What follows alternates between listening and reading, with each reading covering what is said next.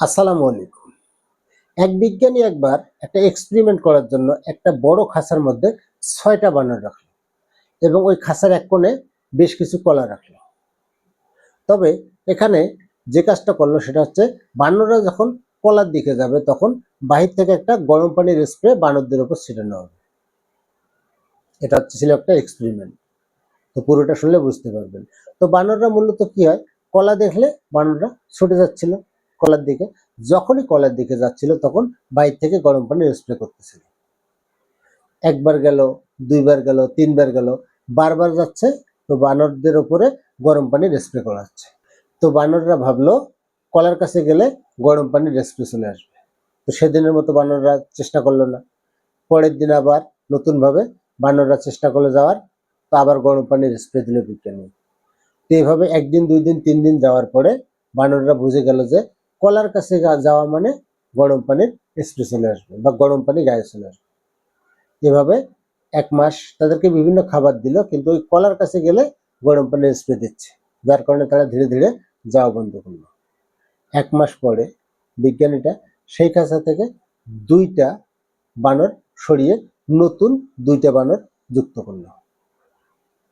এখন নতুন যে ২টা বানর, তারা কিন্তু জানে না যে কলার কাছে গেলে স্প্রে হয় গরম পানি। তো তারা স্বভাবতই খাঁচায় ঢোকার পরে প্রথম যে কাজটা করলো, কলার কাছে দৌড় দিয়ে গেল। তো কলার কাছে যখন দৌড় দিয়ে যাচ্ছিল তখন পুরনো যে ৪টা বানর ছিল, তারা তো ভাবলো যে কলার কাছে গেলে তো গরম পানি দেবে। তখন পুরনো ৪টা বানর সেই নতুন ২টা বানরকে ধরে ইচ্ছা মতো পিটালো। তো নতুন বানর ২টা তো বুঝলো না যে আসলে তারা মার খেলো কেন। কিছুক্ষণ পরে আবার যাওয়ার চেষ্টা করলো নতুন বানর ২টা। তো পুরনো ৪টা বাঁদর আবার তাদেরকে ধরে ইচ্ছা মতো পিটালো। এভাবে কয়েকবার যাওয়ার পরে নতুন যে বানর ২টো, সে ২টো ভাবলো যে কলার কাছে গেলে মনে হয় মার খেতে হবে বা পিটাতে হবে।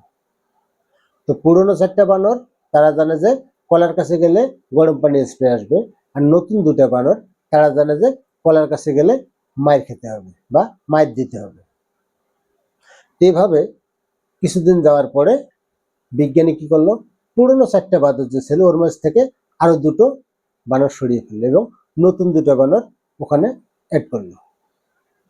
তো নতুন ২টা বানর স্বভাবতই সে কলার কাছে যাচ্ছে এবং বাকি ৪টা বানর তারা ধরে ওই নতুন ২টা বানরকে ইচ্ছা মতো পেটাচ্ছে।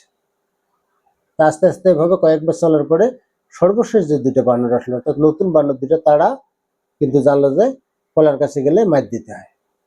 দ্বিতীয় ধাপে যে বানর ২টা ঢুকছে তারাও কিন্তু জানে যে কলার কাছে গেলে মার দিতে হয়।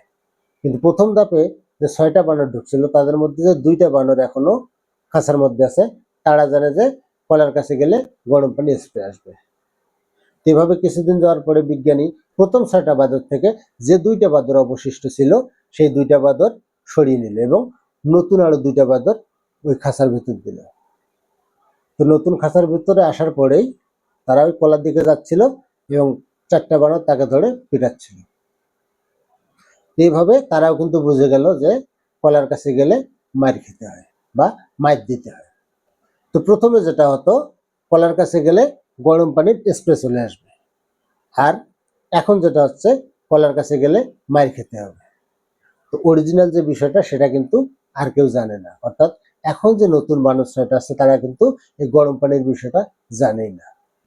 তো আমাদের মাঝেও, আমাদের সমাজেও এমন কিছু ঘটনা আছে, এমন কিছু প্রথা আছে, এমন কিছু রীতি আছে, এমন কিছু নিয়ম আছে যেগুলো আসলে কেন হচ্ছে, কি কারণে হচ্ছে, এগুলো কিন্তু আমরা জানি না, কখনো প্রশ্নও করি না। আমাদের নিজেদের মধ্যে এমন কিছু জড়তা আছে, আমরা নিজেকেও কখনো প্রশ্ন করি না যে আমি যে এই জিনিসটা পারবো না, আমার দ্বারা যে এই জিনিসটা হবে না, কেন হবে না। কারণটা হচ্ছে আমরা আশেপাশে দেখি যে অমুকের হয় নাই, তমুকের হয় নাই, সে পারে নাই, ও পারে নাই, আমি কিভাবে পারবো। আমরা নিজেরাও কিন্তু জানি না। ওই বানররা যেমন প্রথম বানররা জানতো গরম পানি স্প্রে হয়, শেষে যারা ঢুকলো তারা কিন্তু গরম পানির বিষয়টা জানেই না।